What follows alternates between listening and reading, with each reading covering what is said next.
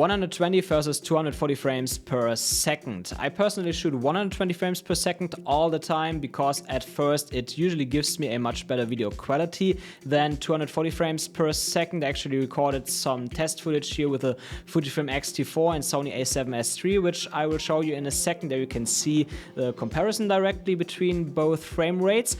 And the second reason is that even when I shoot in 120 FPS, I can still slow it down to like 10% or even more if I want to, using a certain effect in my video editor, and I will also show you that effect at the end of the video. So I would say let's go right into it. Here's the test footage at first from the Sony a7S III, and that one here is recorded in 4K with 120 frames per second. As you can see, that image here looks really good.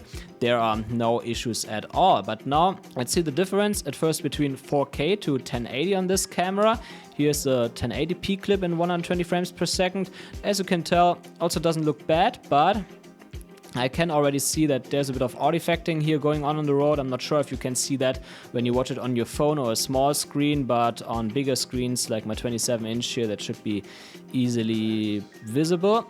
And now let's go to 240. That actually looks pretty much the same on this camera here. I can see a bit of artifacting here in that area, which looks pretty similar to 120, but it is actually less present because there is less camera motion. Like as you can see here, because there's less slow motion, camera moves more and then those artifacting becomes more present. But here in the 240 footage, it's actually less present because the camera moves less. It's probably also because I hold the camera there a bit more steady. So the main difference on the Sony a7S III is more between 4K and 1080p, but the 1080p, 120 and 240 don't have that much of a difference in most shots. At least I have another one here where I compare at first 4K 120 of that one here, then 1080p 120, and then 1080p 240. And here, as you can see, the 1080p 240 is a lot softer as it is on a 120. Like you can see that here, it looks a lot more crisp, a lot more detailed. So there is definitely a difference between 120 and 240 frames per second on the Sony a7S III, but it's not as big as on other cameras, for example the Fujifilm X-T4. So here, when I watch at that clip from the Fujifilm X-T4, that's 1080p 120, then when you look especially here at the gate, it actually looks all good. That's pretty good footage. But when we then come here to the 240 frames per second and you look especially at the gate, you can see what's happening here. It has this Moira effect, looks pretty bad, and that's likely because the camera does some sort of line skipping there or so on to be able to achieve this frame rate without overheating so quickly. So on the Fujifilm X-T4, the difference is definitely more noticeable. So there I would definitely stay away from 240 frames per second as much as I can. But as mentioned before, there is also this effect that I can use if I want to get the 10% slow motion that 240 frames per second gives me. Like if you don't know about frame rates, if you publish your videos in 24 frames per second and you record in 240 frames per second, then you can slow it down to 10% because 240 is 10 times 24, so it saves 10 times the amount of frames in 1 second than it actually needs to play it back, and that's why you can slow it down.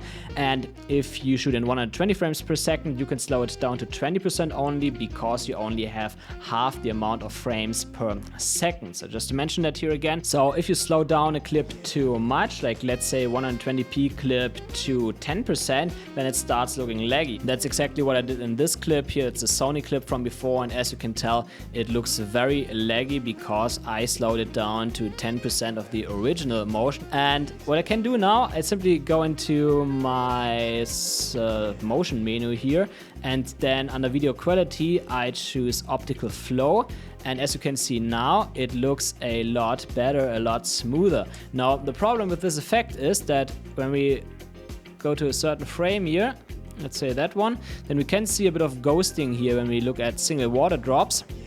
But it's actually not a big issue in that shot because there are so many water drops in the air that to the viewer, when you watch the final video, it actually does not look bad at all. It doesn't really notice that there are added drops, because what this effect does is it calculates the frames that are missing, that are in between those frames that your video file has, and that's how it can compensate for this lagginess. So here it actually looks good.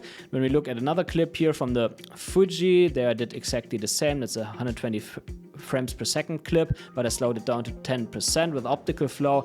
As you can tell, it looks pretty good. If you watch really closely, we can see that there's probably a bit of blurriness or so going on around the legs of the bird here, but it actually looks more like motion blur than artifacting or stuff like that. So here in that example, the effect is perfectly usable. It also doesn't look laggy anymore. And then I have another one here where I only moved the camera and there's not much motion at all in the clip. This is actually 4K 60 frames per second, and I slowed it down to 20% instead of 40%, which is what you usually slow down 60 frames per second footage. And as you can tell here, when we closely look to the brush, we can see that it's a bit laggy at the brush, but because of that optical flow effect, overall it comes out really nice and smooth. And in that clip, even if I only have 60 frames per second, that works because there is not much motion in the shot. If that would be a sports clip, maybe of a basketball player or something like that, then it would not look as good. Then that effect would look something like that here. You see that footage here, there, this optical flow effect did not work, and as you can tell here, there's a lot of artifacting going on, just looks bad. So overall, it really depends a bit on the camera that you have and on what you want to shoot. Like if this 10% slow motion is really important for you and you can sacrifice a bit of video quality, then I would go for 240 frames per second directly in camera, because you cannot be 100% sure, especially if there's a lot of motion in your shot, that this effect will work or not. But especially if you have the usual shots where you just want to have a normal slow motion and maybe what mostly moves in the shot is the camera and you don't film sports or something like that, then 120 frames per second usually is already more than enough slow motion than you actually need. Like usually over the years I used 4K 60 frames per second, which already gave me enough slow motion for most shots, so 120 frames is even better. But if you really want to have this buttery 10% slow motion, then if you get shots like that where it's not really a lot of motion in there, like here with those scooter drivers here, then it's perfectly fine to shoot 120 frames per second. That will give you a better video quality overall, and if you want to, you can slow it down even more. What you also need to consider, of course, is the camera settings. You should always use the highest bit rate and generally the highest resolution and highest everything that you can choose in your camera when you shoot in higher frame rates like that, because what degrades the quality so much when you shoot in 240 and sometimes even 120 frames per second is actually the bitrate per frame. Because how that works in theory is that, let's say you have a bitrate of 120 megabits and you shoot at 120 frames per second, then you have 1 megabit per second of data that the camera can save.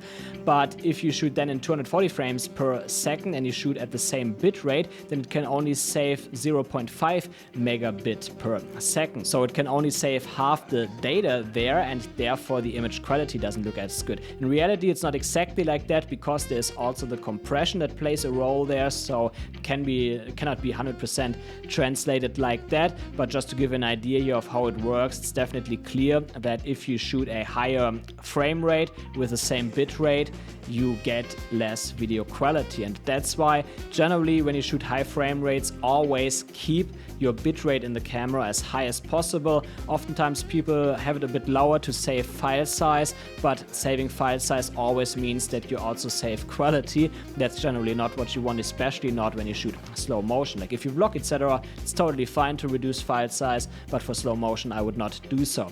So that's it here, everything you need to know basically about 120 versus 240 frames per second. If you have any other questions, feel free to ask me in the comments. I usually answer pretty quick. And aside from that, if you enjoyed this video, please leave me a thumbs up, and also don't forget to hit the subscribe and the bell notifications button for upcoming videos like that. Hope to see you.